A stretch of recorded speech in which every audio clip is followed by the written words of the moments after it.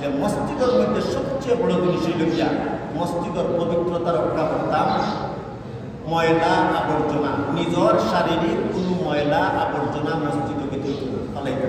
অনেক সময় যেহেতু আমি মাতিলি রাজ্যগুলা মেলা এগুলা কিতাবগুলো অনেক সময় আমরা দেখবা আপনাকে নাকজারা দিয়া মসজিদ জানালার আন্দাজ কেনা গিয়া ফলাই দিলে পারে বারে বালামের বাদে তার আঙ্গুলির যেখানে রইল এখানে নাকজার জানালা বসছে ওই না ওই এখন কিতাব বুঝলাম ওই না অনেক সময় সেইগুলো আছে না জানার কারণে সান দিয়েও কোনো জানি না জায়গাতেও জানি না পুকনাটাও তার বিজাটা এইভাবে থুতু বহুত জিনিস আমার আছে এগুলো হইল লক্ষ্য করা জিনিস মসজিদের মধ্যে এগুলা লক্ষ্য করতাম। মসজিদ যেহেতু এখানে আল্লাহর ঘর আর মসজিদের মধ্যে কাজ হইত শ্রেষ্ঠ কাজের মধ্যে একটা কাজ হইল আল্লাহর জিকির। মসজিদ তিলাওয়াত হইত, মসজিদ আপনি আল্লাহর নাম লইতা আল্লাহর জিকির করতা। এর বাদে হইল গিয়া মসজিদের মধ্যে নমাজ এইগুলো। এখন ব্যাপার হইল গিয়া আমি যে আয়াত করছি হযরতে ইব্রাহিম আলাইহিস সালাম কাবা করতে নির্মাণ করছিল আয়াতটা কি সামনে দিয়ে আমরা সারা দিন ধরে মসজিদ বানানোর ফজিলত মসজিদ বানাইলে কি সওয়াব এগুলো আমরা এ পর্যন্ত যা বলছি আমার কাছে লাগে আর নতুন করে জরুরত নাই। মসজিদ বানানোর ফজিলত মসজিদ বানাইলে কি তৈব বয়কান বানাল্লাহু লাহু বাইতান ফিল জান্নাহ কিছু আগে আমরা বলছি এর আগেও বলছি মেন কথা এখানে ইব্রাহিম আলাইহিস সালাম ইসমাঈল আলাইহিস সালামের সময় আল্লামা মুফতি শফি রহমাতুল্লাহি আলাইহি একদিন ও আয়াত তিলাওয়াত ওয়াইদ ইয়ারফাউ ইব্রাহিমুল কওয়াইদ মিনাল বাইতি ওয়া ইসমাঈল। আর আপনারা সবে জানেন তার একজন ছেলে আল্লামা মুফতি তকি উসমানী বর্তমান বিশ্বর দলিলতা সবচেয়ে বড় আলিম শায়খ।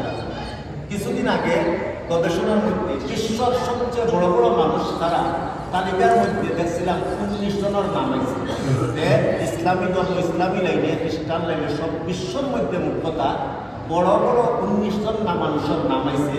তোর মধ্যে ইসলামী লাইনে সবচেয়ে বড় যে গাছলা তার নাম তো রয়েছে মুফতি তকি উসমানী।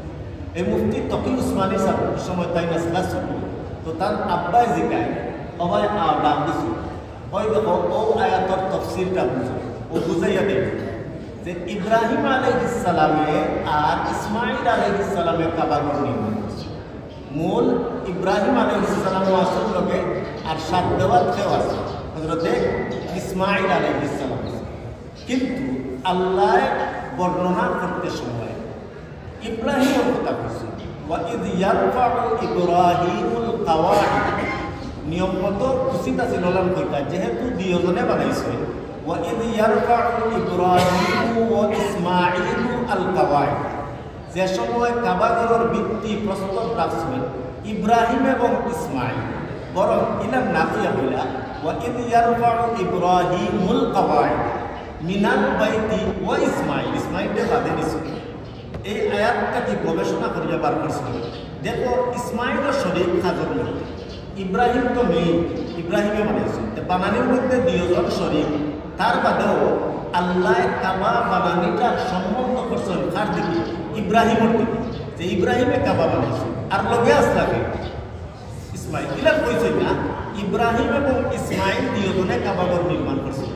বরং শব্দটা বলছে যে ইব্রাহিম আলাইহিস ইসলামে কাবা ঘর নির্মাণ করছে আর নির্মাণ করতে গিয়া তার সাথে সহযোগিতা করছেন কে হযরতে ইসমাঈল আলাইহিস সালাম। এই আয়াতটা কি একটা শিক্ষা হয় যে শরীকানি কাম কয়েকজনে মিল্লা যদি ছোট বড় সবে মিল্লা যদি কোনো কাজ হয় তাহলে আদব হইল গিয়া এই কাজটার সম্বন্ধ কিনা বড়র দিকে সম্বন্ধ ছোট এরাও করছে কিন্তু ছোট এরা এই কথা কইতা আদব হইল যে না এটা তো আমরা বিরক্ত করছে বাইসাবে করছে অমুক চাচাই করছে। অর্থাৎ এই আয়াতটা কি আমরা কাবা ঘরের নির্মাণের যে আল্লাহর কথার যে স্টাইল এই স্টাইলটা কি মুফতি তকি উসমানী সাহেব তার আব্বাই বুঝাইয়া যে ওখান বোঝা যায় যে সকলে মিলিয়া কোনো ছোট বড় সকলে মিলিয়া যে সময় কোনো কাজ করেন শরীকানি কাম কয়েকজনে মিলিয়া এই সময় এই বাবা নেক কাজর সম্বন্ধ করা হইতো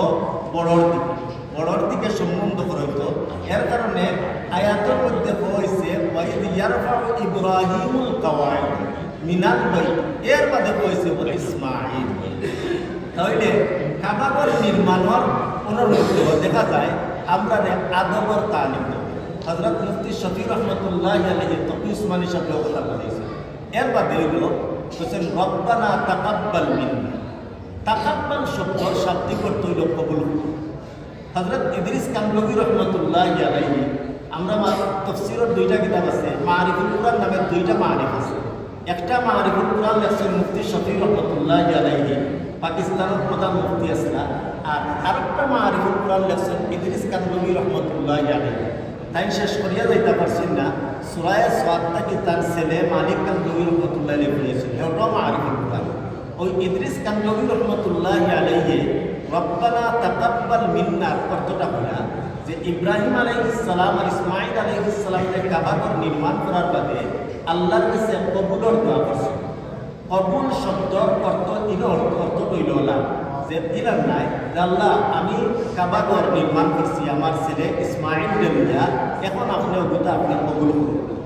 ইলাম অর্থ হইল বলা যে কাবাঘর নির্মাণ করছি আল্লাহ, এটা হইছে না, এটা জুট করি হয়েছে না, এটা কবুল করার যোগা না, এমন কোনো বালাবাড়ি করতাম পারছি না, তোমার হুকুম জানা আছে নিলাম কাবাঘর নির্মাণ করতাম পারছি না, কাবাঘরটা যেভাবে আমি বানাইতাম এইভাবে বানাইতাম পারছি না, আল্লাহ তোমার কাছে আমার দরকার ওখানটা আপনি আমরা যে কই না নি অনেক সময় যে ওখানটা আপনি কবুল করে দিতাম, ওখানটা আপনি অর্থাৎ এই কবুল করার যে আবেদন যেটা করবা এটা অত্যন্ত বিনয় অনুনয়ের সাথে যে আমি কাবাঘর নির্মাণ করছি